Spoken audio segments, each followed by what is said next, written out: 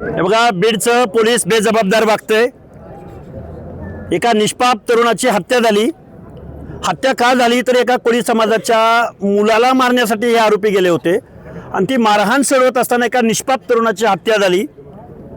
एकतर मुळात इथल्या गुंडगिरीवरती इथल्या पोलिसांचा धाक नाही, वचक नाही। असं असताना ज्या तरुणाची हत्या झाली, मृत्यू झालाय, त्याचे सर्व नातेवाईक, गावकरी, सर्व समाज इथं गेल्या 3-4 दिवसापासून आंदोलन करतोय, पण इथल्या पोलीस डिपार्टमेंटला त्याचं काही देणं घेणं नाही। आज एसपी पहिल्यांदा इथं आलेले आहेत। त्या मुलाची हत्या होणं आणि परत त्याच्या मृतदेहाची विटंबना होणं, याला जबाबदार इथलं पोलीस प्रशासन आहे, इथली जबाबदार व्यवस्था आहे। या लोकांचं म्हणणं काय आहे तर खासदार पुत्र सौरभ बजरंग सोनवणे यानं या आरोपींना पळून जाण्यामध्ये किंवा त्याच्या अगोदर किंवा नंतर फोन कॉल केलेले आहेत। त्याची गाडी आहे MH 441616। असं इथल्या सर्व त्या हत्या झालेल्या तरुणांच्या नातेवाईकांचं, आई वडिलांचं, गावकऱ्यांचं, सगळ्यांचं म्हणणं आहे पोलीस डिपार्टमेंटला त्याच्यावर गुन्हा दाखल करायला अडचण काय आहे। मी तर आत्ता असं ऐकलं की एसपीच असं बोलतात की त्याच्या विरोधात पुरावा नाही। अरे तुम्ही काय जजच्या भूमिकेत गेला का एसपी साहेब? तुम्ही कोर्टात ठरेल ना कोण आरोपी आहे कोण नाही। ते इन्व्हॉल्वमेंट नसेल, पुरावा नाही सादर करता आला तर कोर्ट ठरवेल। तुम्ही कोण? तुम्ही आज 4-5 दिवसानंतर इथं आलेले आहात।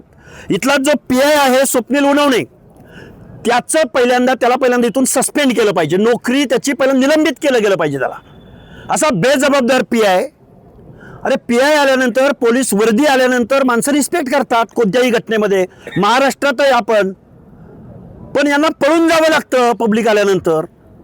हे काय गुंडावरती आणि इथल्या दादांवरती कशा पद्धतीने? हे बघा, ह्या उनवणींचं निलंबन झालं पाहिजे आणि SP साहेबांना आमचं सांगणं आहे, जोपर्यंत सौरभ सोनवणे यांच्यावरती गुन्हा दाखल होणार नाही, त्यांना अटक होणार नाही, तोपर्यंत इथले नातेवाईक, त्यांचे सर्व गावकरी आणि इथला समूह आज 4 दिवस झालेले, 4-5 दिवस झालेले आहेत, आम्ही इथून हलणार नाही आहोत। मुख्यमंत्री महोदयांना आमचं सांगणं आहे की बीडमधल्या पोलीस डिपार्टमेंटला तुम्ही काय विचारणार आहात का? एसपींना काय विचारणार आहात का? इथल्या PIना सस्पेंड करणार आहात का?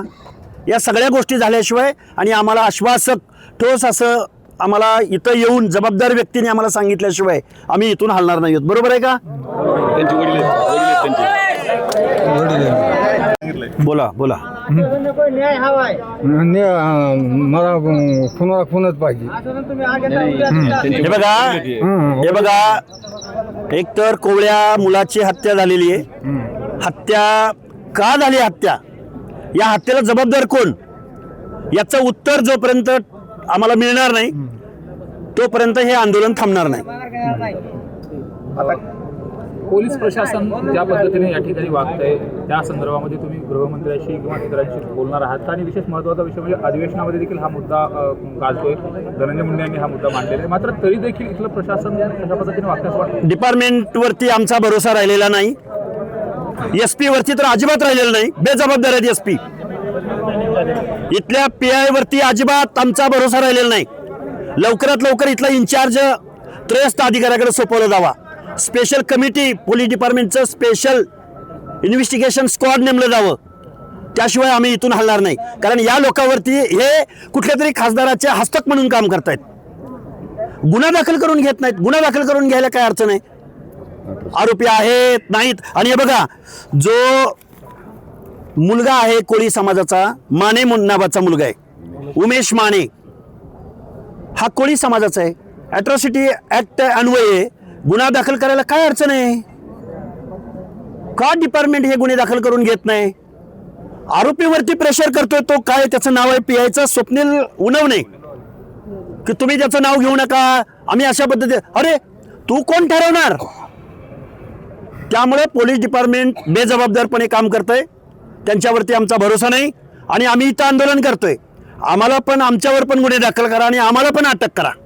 आम्ही आता इथं आलोय, बहुसंख्येनं आलोय। तुमच्यावर भरोसा असता तर आम्हाला एवढं बहुसंख्येने इथं जमायची गरज लागली नसती। तुमच्यावरचा भरोसा उठलाय म्हणून आम्ही इथं बहुसंख्येने जमलेले आहोत। ही जबाबदारी कोण स्वीकारणार? मुख्यमंत्री महोदय, गृहमंत्री म्हणून तुम्ही इथल्या एसपींना विचारावं. इथल्या पीआयचं पहिल्यांदा तात्काळ निलंबन झाल्याशिवाय आम्ही इथून उठणार नाही. आपण जर पाहिलं तर या प्रकरणात खासदार बजरंग सोनवणे यांच्या मुलावर आरोप होतोय, परंतु बजरंग सोनवणे यांनी माध्यमांना प्रतिक्रिया देताना या प्रकरणाशी आमचा कोणताही संबंध नाही, तसा आढळला तर दाखल करा, परंतु विनाकारण आम्हाला इथल्या लोकांचं म्हणणं आहे, इथल्या लोकांचं म्हणणं आहे की या सौरभ बजरंग सोनवणेंच्या फोनवरनं फोन कॉल झालेत. CDR तपासावं. गाडी आहे त्यांची, इन्व्हॉल्वमेंट आहे. गाडी बी फिरून नसेल तर नसेल, असेल तर मात्र तुम्ही खासदाराचा मुलगा आहे म्हणून अजिबात बेजबाबदारपणे वागू शकत नाही. बजरंग सोनवणे यांनी मात्र हे सर्व आरोप फेटाळलेत आणि कोणी राजकारण करू नये या प्रकरणात. कशाचं राजकारण?